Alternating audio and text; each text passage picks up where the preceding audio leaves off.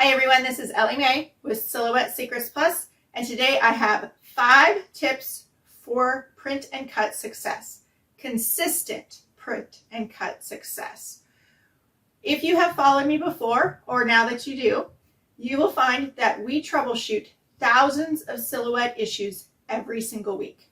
And in most cases, we are successful. 98% of the time, we are successful in troubleshooting with the user if the user is willing to troubleshoot with us. The process that we have developed is tried and true. The tips that I am about to share with you will help you in your print and cut success if they are followed correctly. Now, the first thing that I would suggest is if you are frustrated and you are struggling with print and cut, whether it has worked for you in the past and now it is just not. If you're frustrated, step away, turn your machine off, take 5 minutes, grab a cup of coffee, come back and finish watching this video. Then try the steps that I am going to suggest for you. The biggest thing that we see with print and cut that helps the users the most is to go back to basics. It doesn't matter if it worked for you 10 times before. It doesn't matter if this is how you've always done it. If we go back to basics, we can eliminate a lot of the things that could be causing the print and cut issue, and then we can start adding things back in. So these tips will help you with your print and cut success. Tip number 1, use the Silhouette Studio software default registration marks for your page size. You need to make sure that your page is set up properly. Here is a glimpse at the Silhouette Studio software. I am in the US, so I will be using letter size as my example. You want to make sure that your machine is selected, you have cutting mat selected if you are using one, and your current paper size. Your current paper size needs to match exactly what you are printing on. The registration marks on the page setup panel on tab 3 are very specific to the page size that is selected. They will vary depending on your media size and what you choose to do with them. While you can move the registration marks out, not everyone has success in being able to do that. We recommend that you reset everything to the default registration marks and try a test print and cut. The default registration marks are where the Silhouette machine can read the most accurately, and it is going to get you the most consistent results. After that, you are able to test and move those registration marks if you choose to do so. But one secret that I will share with you is that I rarely have a problem with my print and cut lining up because I do the same exact steps every single time. When I do move the default registration marks out to maximize my space, a little tip, you only get about an extra inch, then I have to tell myself that if something goes wrong, it's my own fault. The best success is with the default registration marks.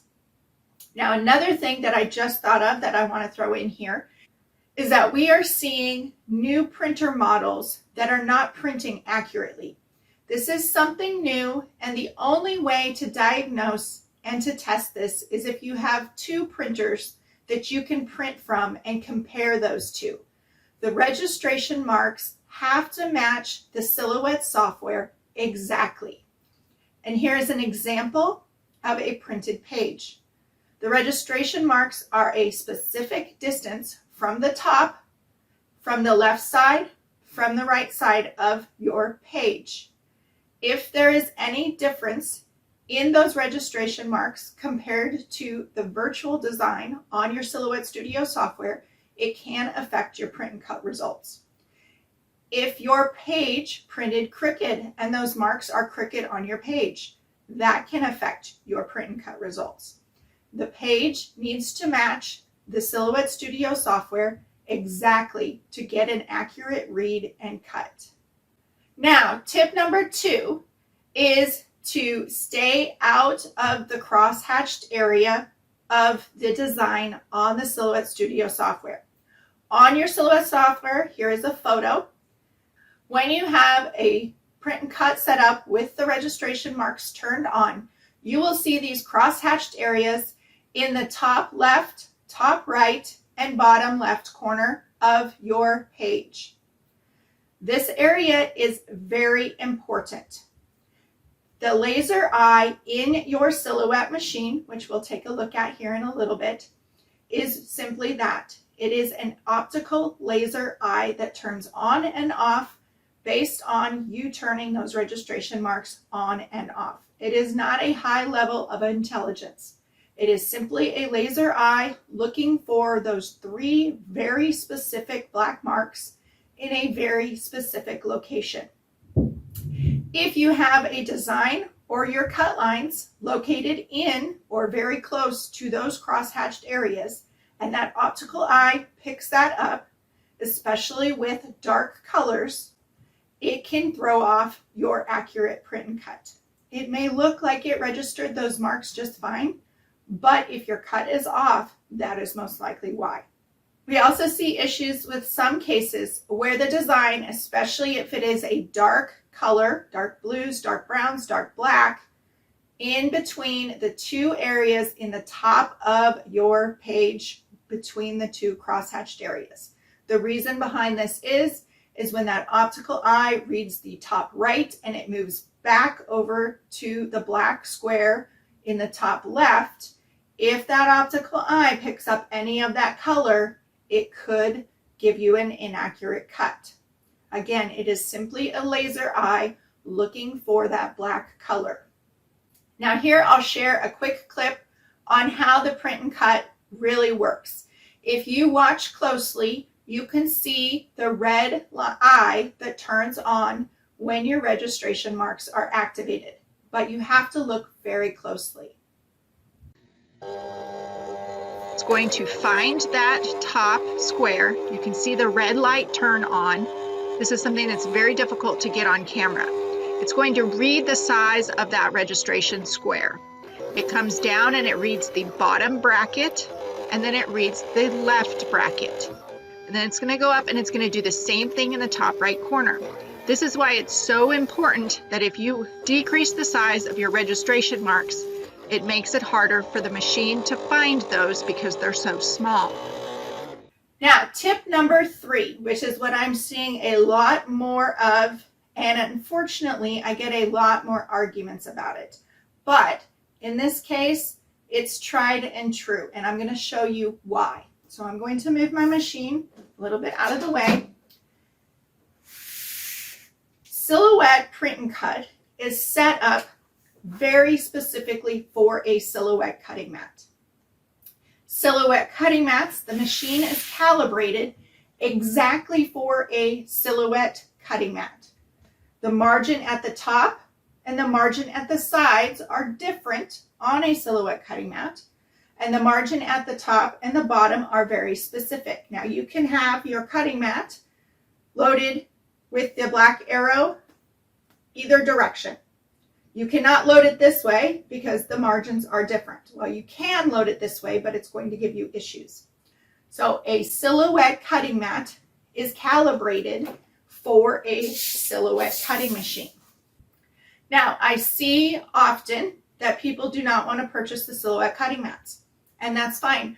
But you also need to understand it can affect your print and cut results. While some users can get away with it and have workarounds to be able to do their print and cut accurately, it does not work for all users. And there are 20 different brands of cutting mats. So what I want to do is I want to show you exactly why this won't work. First, know that the Silhouette software and the Silhouette machine is calibrated exactly for a Silhouette cutting mat. Again, I stressed in tip number 1 that it is a very specific setup that the machine is looking for. So it is looking for those registration marks in a very specific location. Now, I have 3 different brands of cutting mats here that I want to compare it to. Now, I will switch camera angles and show you a close-up view of these cutting mats so you can see specifically the differences that I am referencing. Okay, so I have 3 different brands of cutting mats here, and I want to compare those so you can get an idea of what I mean by it needs to line up exactly. So in tip number 1, I shared how print and cut is very, very specific, and your Silhouette machine and software is calibrated for a Silhouette mat. When you press the load button on the Silhouette machine, it pulls the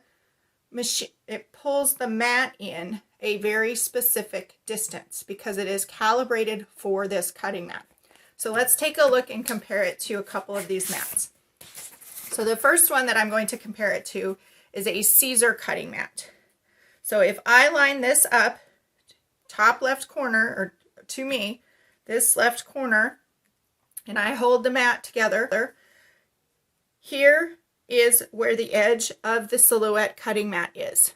You can see that the Caesar mat is wider than the Silhouette mat.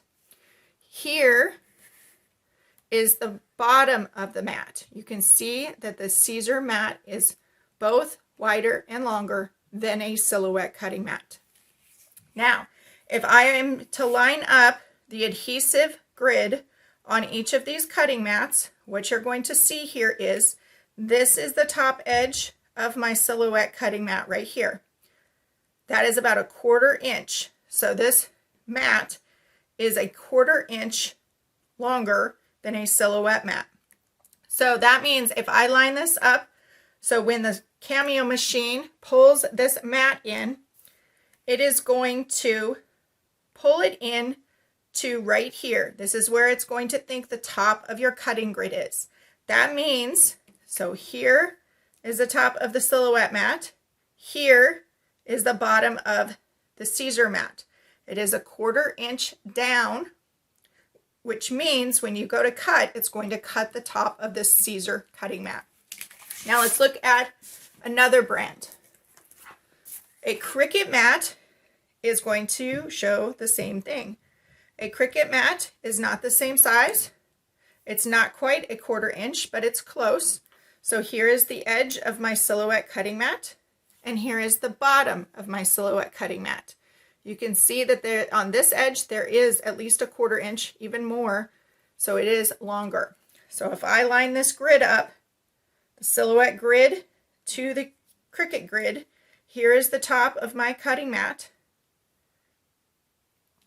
If I line this up, so as a machine would see it, line the mats up, it's going to pull it in when you hit that load button to right here, and my grid is actually below that, about a 1/4 inch on the Cricut mat. So print and cut is very specific in looking for those registration marks. If they're not in the location that it thinks that it's supposed to be in, you could have inconsistent cut results. While some users might be able to use additional different brands of cutting mats, not all are successful. It is one of the #1 reasons we see for cut issues. Here is a brand from Hobby Lobby. You can see here's the edge of my Silhouette mat. The mat is wider, and here is the bottom of my Silhouette mat. So this one also is the same way. So all of these mats have a wider margin above the grid area and on the edges of the grid area than a Silhouette cutting mat. This is very, very important in your cutting success. So while I understand that users do not want to spend the money on the Silhouette cutting mats, I would highly recommend, if you are doing print and cut, that you have a Silhouette mat for your print and cut. Now, we have seen issues with other brands of mats with their thickness and affecting the lifespan on the machine. That is a completely different topic, but I do recommend Silhouette cutting mats in your Silhouette machines. Now, I hope with those very specific examples and showing you exactly why the Silhouette mat is not the same as the other brand mats, it gives you an idea and kind of some light bulb moments on why a print and cut might not have lined up. So you might get lucky. It might find and search for that registration mark.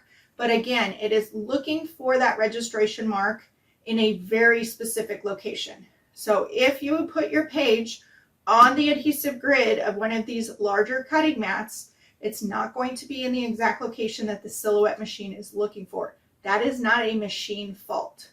Something else that we see, and I actually had this confirmed through Silhouette support. It was something I had not considered before. When I spoke to the Silhouette tech about this, resticking your cutting mats can be very problematic for your Silhouette machine. The reason is that any debris or any adhesive residue that gets inside of your machine can interfere with the optical eye reading. Now, we've already taken a closer look at the optical eye and exactly where it is. That optical eye is located underneath this housing right here. There is no easy way to clean that. I will put a link in the description below for some machine maintenance and some things you can do to keep your machine clean.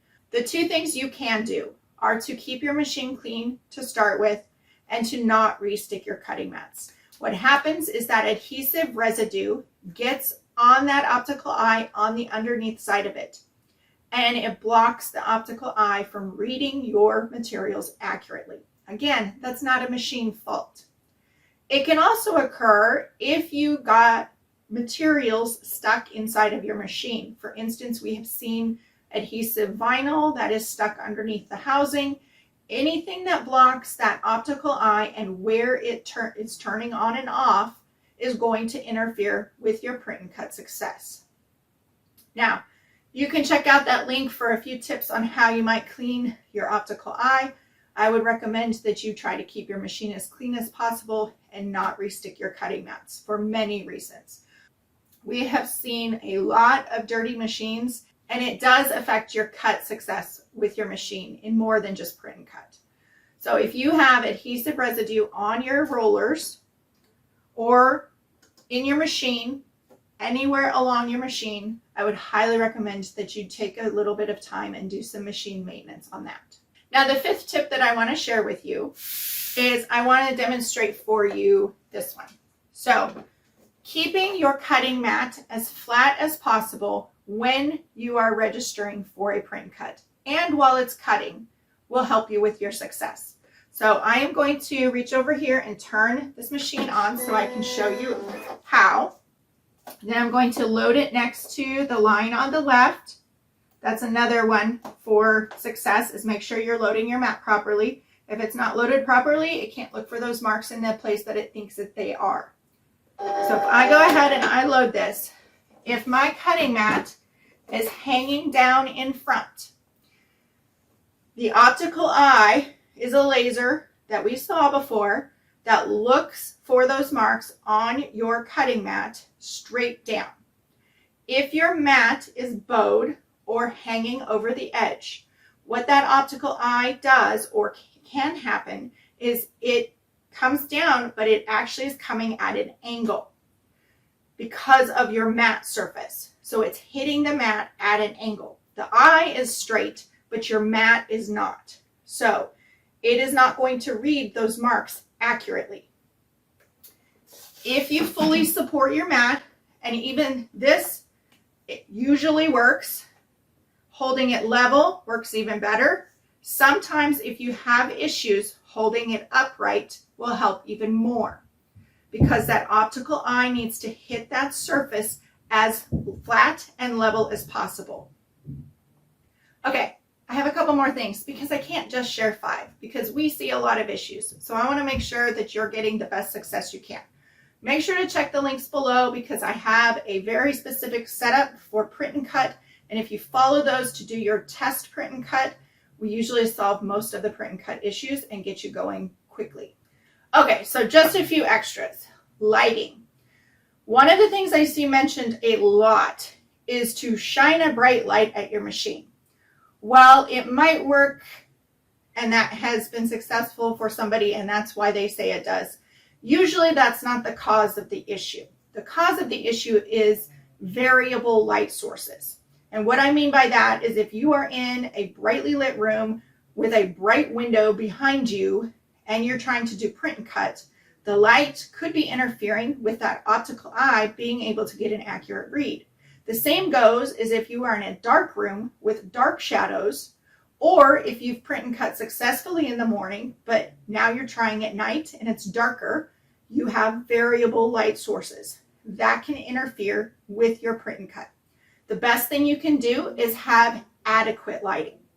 So you want to make sure you have good lighting, not necessarily direct lighting pointed at the optical eye. Pointing a direct light at that optical eye can interfere with the optical eye being able to read. The other thing we see is when you have a glossy surface, such as laminate or a high gloss material, the optical eye can reflect and gets confused. This can lead to inaccurate cuts as well. The best way to test this is to do a test print and cut on cardstock or copy paper. If it reads accurately on cardstock or copy paper, then it is having issues with that glossy material. There's a couple tricks we can do. Feel free to join the Silhouette Secrets Facebook group and we can walk through some of those tricks if you'd like, if you're experiencing that. The other thing that I just want to make sure to reiterate is that the print and cut setup is very, very specific. The setup needs to match exactly on the software as it does on your cutting mat. Like I showed you with other cutting mats that are different sizes, if your page is not in the exact location that the Silhouette Studio software thinks it is, you could have inconsistent results. And it may look like it reads those registration marks, but you can still have inaccurate cuts because it either picked up a color of your design that was too close to those cross-hatched areas, or it didn't actually read those in the exact location. You can learn a lot from watching your machine work. You may not necessarily know what it's doing in the beginning, but the more you watch it and the more questions you ask, the more you're going to learn how your machine works. And this is one of the things that I have learned through the years of being a Silhouette instructor.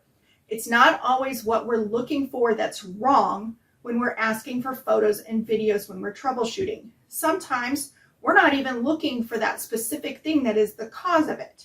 I've had many times where I've asked for photos and pictures for a print and cut issue, and I see vinyl stuck in their machine.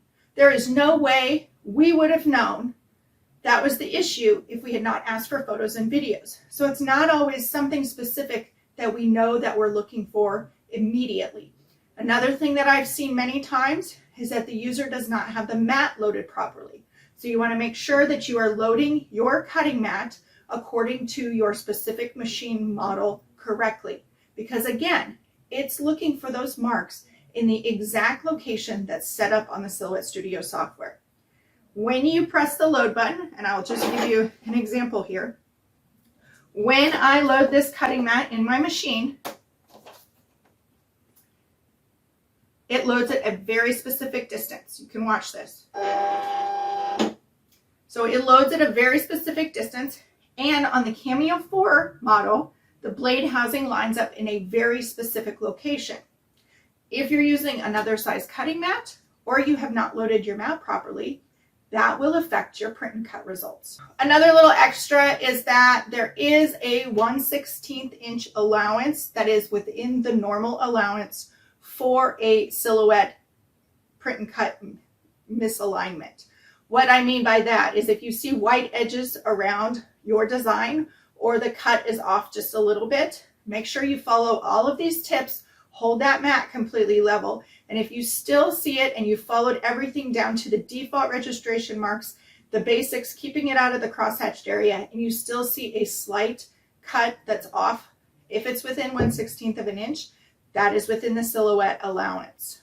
You can use a print bleed either in the software or creating your own by using an offset. I'll put more links in the description below on both of those tools, but you can use a print bleed to help with that as well. So I'll leave you with this one. This is one I'm seeing a lot of in this last week, so I thought I would mention it.